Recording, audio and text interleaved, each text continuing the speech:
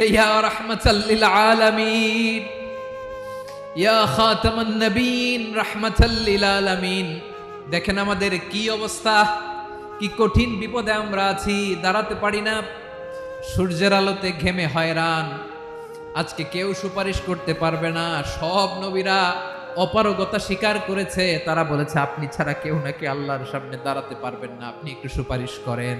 বিশ্বনবী বলবেন আসো আসো, আজকের দিনে আমি ছাড়া আল্লাহর সামনে কেউ দাঁড়াতে পারবে না।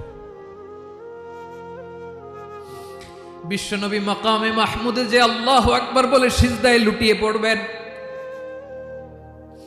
আল্লাহ রাব্বুল আলামিন বিশ্বনবীকে এমন কিছু চমৎকার শব্দ শিখাবেন, ওই শব্দগুলো দিয়ে আল্লাহর প্রশংসা করে বিশ্বনবী কাঁদতে আরম্ভ করবেন।